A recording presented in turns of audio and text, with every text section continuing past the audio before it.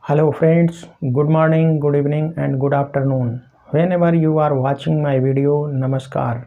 I am RK Verma and you are watching this channel Science Messenger.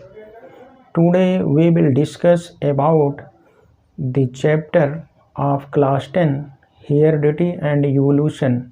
Before starting our chapter, we have to know some terminologies of this chapter which are very important for learning the core concept of this particular topic. So let us discuss about introductory part of this chapter as well as important terminologies involved in this chapter.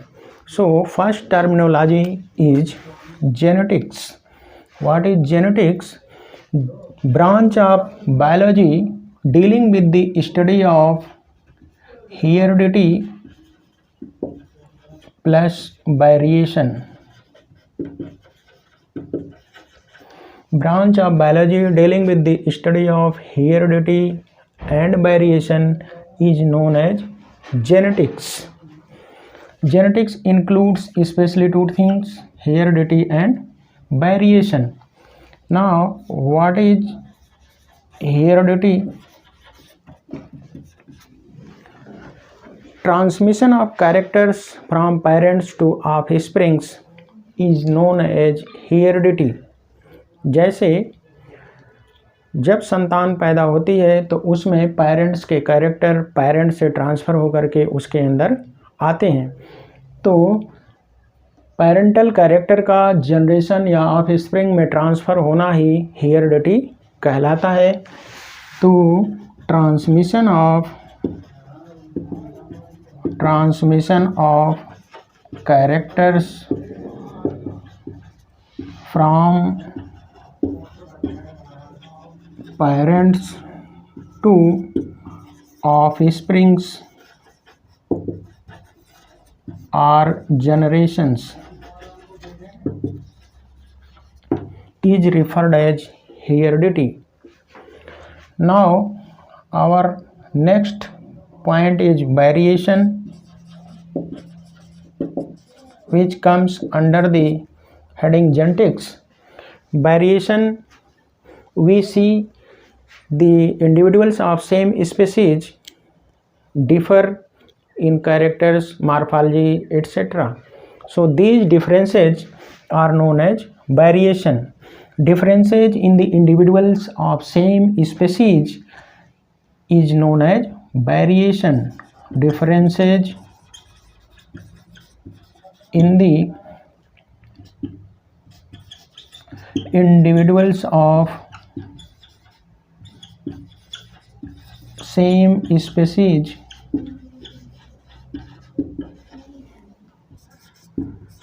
is known as variation. Next term is inheritance. Inheritance. Transmission of character from parents to offspring or generation is known as heredity, and inheritance includes the process of transmission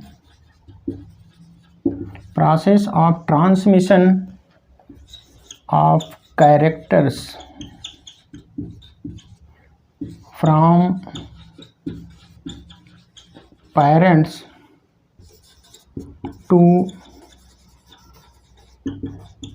offsprings is known as inheritance. There is minor difference between heredity and inheritance. Inheritance means process of transmission. Heredity means only transmission of character from parents to offsprings, but inheritance includes the process of transmission, means pathway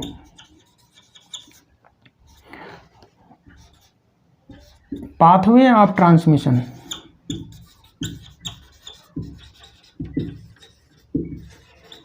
It means how the characters are transmitted from parents to offsprings. It includes the pathway of transmission, but heredity includes only the transmission of characters. Bateson, first of all,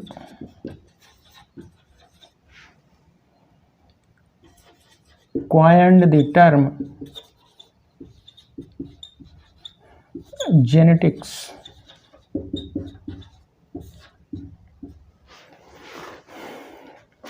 Bateson was the scientist who gave the term genetics. It is very important. It is asked who gave the term genetics. So Bateson was the scientist who proposed the term genetics, or who gave the term genetics, or who coined the term genetics. Gregor John Mendel. G.J. Mendel is regarded as father of genetics.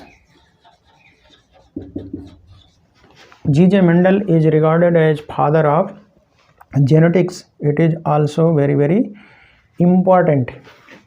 T.H. Morgan.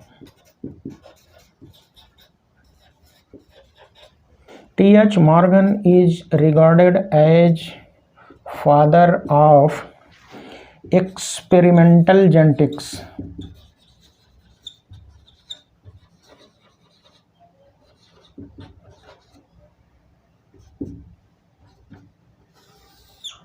Father of experimental genetics because he performed many experiments on fruit fly or Drosophila melanogaster and discovered so many theories like linkage, sex linkage, crisscross mechanism, crossing over, etc.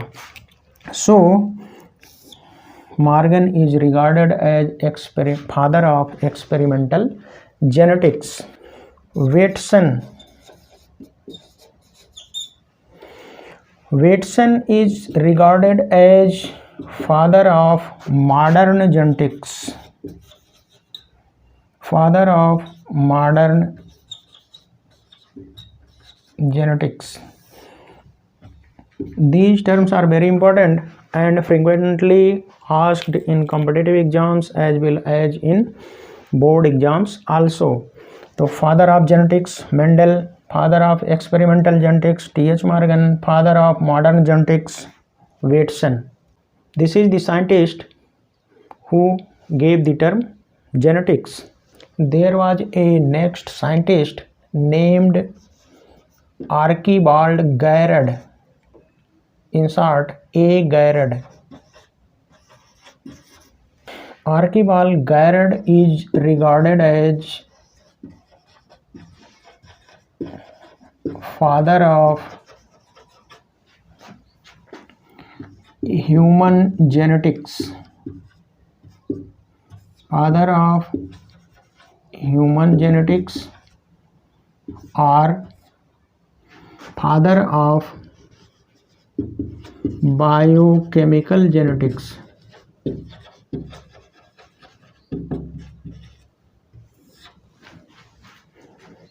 Because first of all, he discovered the metabolic disorder disease in case of human known as L-captonuria.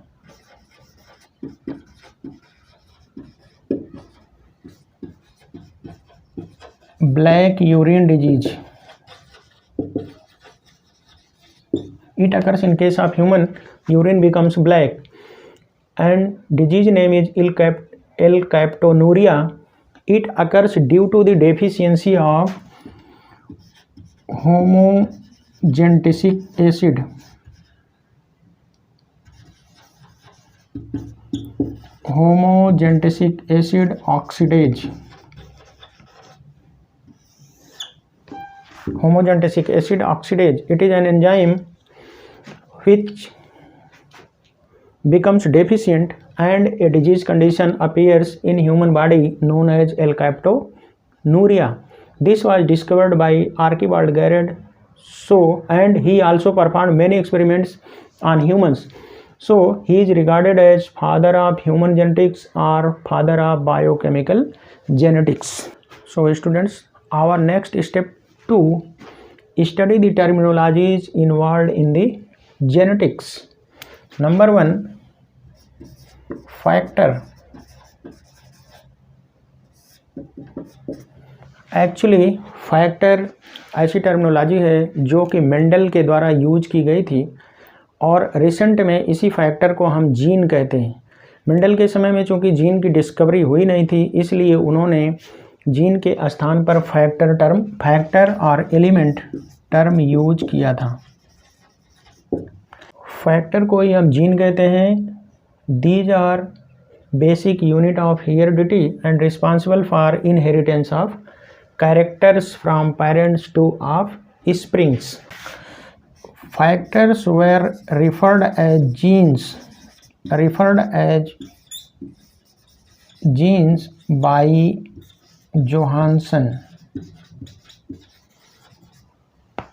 Johansson ने इन्हीं factor को gene term दिया।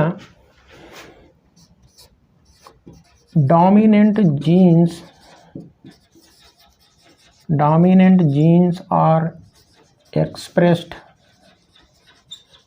by capital letters like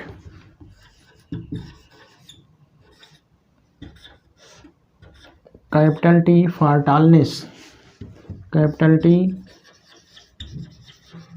tallness, or tall, and recessive genes are expressed by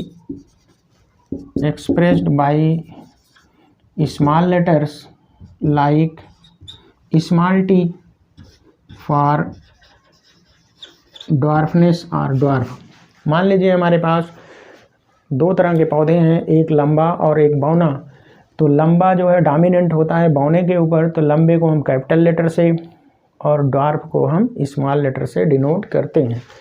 तो dominant gene को हम capital letter से और recessive gene को हम स्मॉल लेटर से डिनोट करते हैं या एक्सप्रेस करते हैं।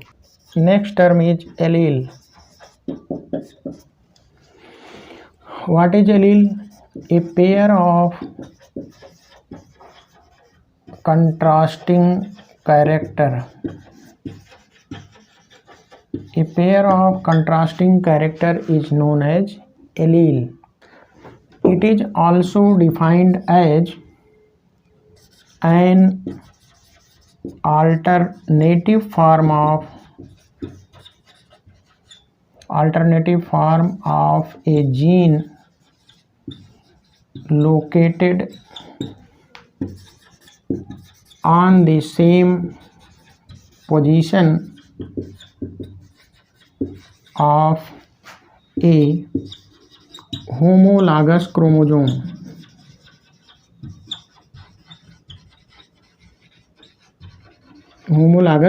सपोज हमारे पास ये होमोलॉगस क्रोमोजोम का एक पेयर है।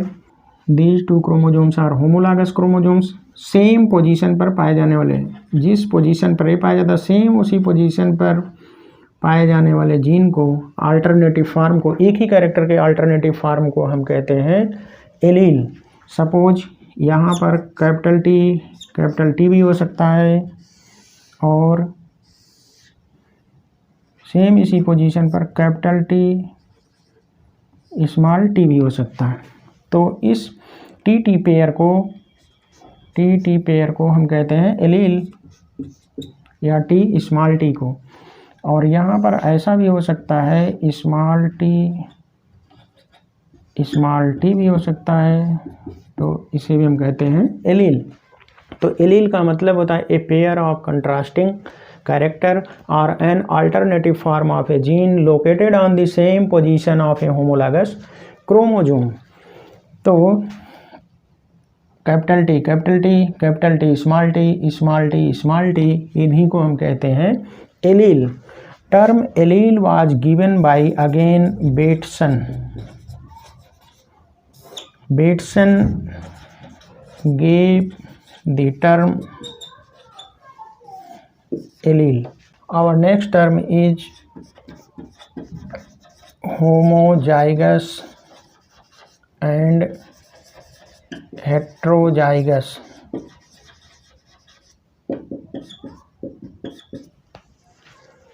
होमोजाइगस मीन्स हमारे पास अगर कोई एलील है तो एलील में 1 पेयर ऑफ जीन होते हैं, तो अगर एलील के 1 pair of genes similar type के हों तो उसे हम कहते हैं होमोजाइगस। ये हमारा एलील है, ये पेयर ऑफ कंट्रास्टिंग कैरेक्टर। अगर ये पेयर के दोनों जीन या फैक्टर सेम है, कैपिटल टी या कैपिटल टी, स्मॉल टी या स्मॉल टी, तो इस कंडीशन को हम कहते हैं होमोजाइगस कंडीशन। होमो मीन्स होता है सिमिलर, तो जब एलील के दोनों जीन या दोनों फैक्टर सेम होते हैं तो उसे हम कहते हैं होमोजाइगस। हेट्रोजाइगस जब एलील का पेयर जो है उसमें दोनों फैक्टर या दोनों जीन डिफरेंट होते हैं तो इसे हम कहते हैं हेट्रोजाइगस। जैसे capital T small T, this is heterozygous condition and this is homozygous. Next is hemizygous. Hemi means होता है हाफ। Hemi means half. जैसे मेल के केस में यक्स वाई होता है, तो मेल के केस में अगर हम यक्स को कंसीडर करें, यक्स लिंक्ड जीन्स को, तो ये है हेमीजाइगस चूँकि एक ही यक्स है। जबकि फीमेल में डबल यक्स होता है तो फीमेल हेमीजाइगस नहीं है। तो हेमीजाइगस का एग्जाम्पल है x linked genes in mails. क्यों? क्योंकि मेल के केस में एक ही यक्स होता है। या Y linked genes in males, Y भी सिंगल ही होता है, तो ये हो गया hemizygous condition. Again these two terms homozygous and heterozygous were given by Bateson. तो आपने देखा बेटसन ने एलील टर्म दिया, होमोजाइगस एंड हेट्रोजाइगस टर्म दिया और जेनेटिक्स टर्म दिया। Next term is genotype and phenotype.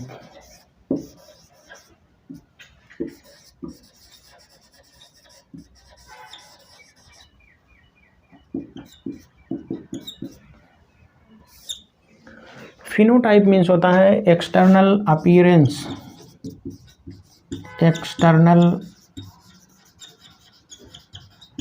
Appearance of an organism. External morphology और external appearance of an organism. Suppose कोई पौधा मान लीजिए टाल है, तो बाहर से देखने में हमें वो टाल लग रहा है, लंबा। कोई पौधा अगर ड्वार्फ है, बौना है, तो बाहर से देखने पर हमें वो छोटा दिख रहा है। तो ये हो गया इसका एक्सटर्नल अपीयरेंस या एक्सटर्नल मॉर्फोलॉजी। बाहर से देखने पर उसका शेप छोटा या बड़ा दिख रहा है, तो ये हो गया उसका फिनोटाइप। बाहर से देखने पर हमें वो ऑर्गेनिज्म या वो चीज़ कैसी लग रही है। अब टाल में कैपिटल टी भी हो सकता है और कैपिटल टी स्मॉल टी भी हो सकता है। इसको हम आगे पढ़ेंगे। ड्वार्फ में स्मॉल टी हो सकता है। तो टाल में दोनों चीज़ें हो सकती हैं, कैपिटल टी स्मॉल टी। इस चीज़ को हम आगे अभी मेंडल्स लॉ में पढ़ेंगे। तो बाहर से देखने पर हमें लेकिन टाल ही दिख रहा है। अब जीनोटाइप क्या होता है? Genetic constitution, genetic constitution of an individual. किसी भी ऑर्गेनिज्म का जेनेटिक कॉन्स्टिट्यूशन क्या है? बाहर से वो कुछ भी दिखाई दे रहा है, लेकिन अंदर से उसका जेनेटिक पैटर्न कैसा है। जैसे बाहर से देखने पर हमें कैपिटल टी वाला भी ऑर्गेनिज्म टाल दिखेगा, कैपिटल टी स्मॉल टी वाला प्लांट भी टाल दिखेगा, लेकिन genetic constitutions are different. Here capital T and second is capital T small t. तो genetic constitution is different here but both are टाल। तो किसी भी ऑर्गेनिज्म का जेनेटिक कॉन्स्टिट्यूशन डिनोट करता है जीनोटाइप को, एक्सटर्नल मॉर्फोलॉजी या एक्सटर्नल अपीयरेंस डिनोट करता है फिनोटाइप को। तो genotype and phenotype both the terms were given by Johansson.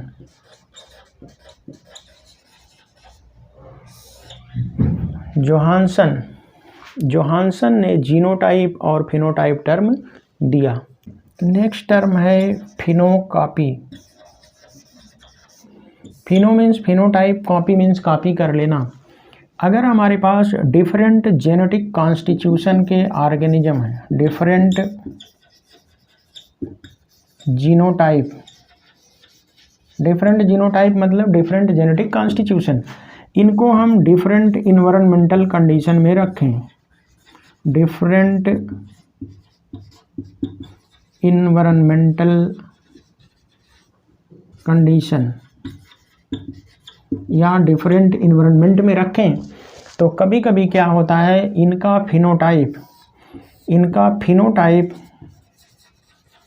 Phenotype becomes similar.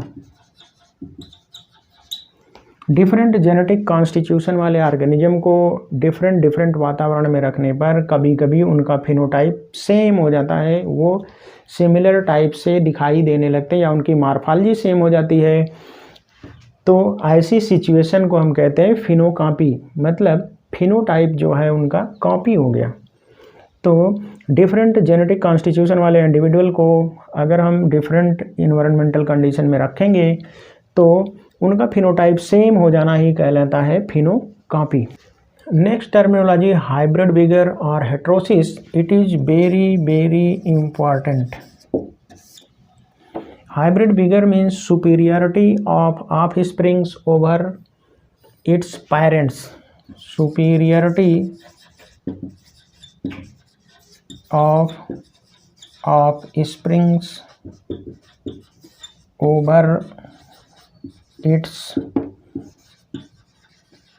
parents, मतलब जनरेशन का अपने पेरेंट से सुपीरियर हो जाना किसी न किसी कैरेक्टर में, किसी न किसी मायने में। तो जब जनरेशन अपने पेरेंट से सुपीरियरिटी शो करती है कैरेक्टर में या किसी स्पेसिफिक क्वालिटी में, फीचर में, तो उसे हम कहते हैं हाइब्रिड विगर और हेटेरोसिस। और आप जानते होंगे फीमेल हॉर्स और मेल डंकी के बीच में क्रॉस कराया जाता है। फीमेल हॉर्स मेल डंकी के बीच में क्रॉस कराने से इंडिविजुअल बनता है, उसको हम बोलते हैं म्यूल, हिंदी में बोलते हैं खच्चर। घोड़ा आप जानते हैं, घोड़े में रेस से दौड़ने की क्षमता ज़्यादा होती है, घोड़ा स्पीड से चलने की क्वालिटी रखता है, जबकि डंकी गधा धीमे धीमे चलता है, इसमें स्पीड मेंटेन करने की क्वालिटी नहीं होती, लेकिन लोड लेकर चलने की क्षमता इसमें ज़्यादा होती है। गधे के ऊपर कहते हैं कि गधे बन गए हो, गधे के ऊपर कितना भी लोड डालते जाइए वो लोड को बियर करते हुए अपनी ही स्पीड में धीरे धीरे चलता रहेगा, लेकिन वो स्पीड से नहीं चल पाएगा। और घोड़े की खास बात होती है, घोड़ा तेज़ी से स्पीड से चल लेगा लेकिन ज़्यादा लोड नहीं ले सकता। तो इन दोनों में हाइब्रिडाइजेशन या क्रॉस करा के बनाया गया एक नया ऑर्गेनिज्म म्यूल। और ये म्यूल अपने पेरेंट्स पर सुपीरियरिटी रखता है, अपने पेरेंट्स से सुपीरियर होता है। म्यूल की क्वालिटी होती है क्या, ये लोड भी ले लेता है, लोड भी लेकर चल सकता है, और घोड़े की तरह ये स्पीड भी मेंटेन कर सकता है। तो ये अपने पेरेंट्स पर सुपीरियरिटी शो कर रहा है। इसके पेरेंट्स में स्पीड से चलने की क्षमता है, लोड लेकर चलने की क्षमता नहीं है, लोड लेकर चलने की क्षमता है, स्पीड से चलने की क्षमता नहीं है। तो इसमें दोनों क्षमता आ जाती है, लोड प्लस स्पीड। तो इसीलिए ये शो करता है क्या, superiority over its parents. So it is known as hybrid vigour, और ये प्रोसेस कहलाती हेटेरोसिस। तो ये बहुत इंपॉर्टेंट है। इसमें पूछा जाता है mule is made by mule is made by making the cross between, option दे देगा male horse female donkey, female horse male donkey, male horse male donkey, female horse female donkey, ऐसे 4 ऑप्शन दे देगा। तो इसमें याद रखना फीमेल हार्स फीमेल होता है, डंकी मेल होता है। तो बच्चों इसके आगे हम नेक्स्ट पढ़ेंगे मेंडलिज्म। मेंडलिज्म का मतलब होता है experiments performed by Mendel, formulation and generation of principles. तो मेंडल ने किस प्रकार अपने एक्सपेरिमेंट किए, किस तरह से उसकी स्टैटिक्स बनाई और किस तरह से उन्होंने प्रिंसिपल बनाए, उसी को हम कहते हैं मेंडलिज्म। इसको हम पढ़ेंगे अपने नेक्स्ट वीडियो लेक्चर में।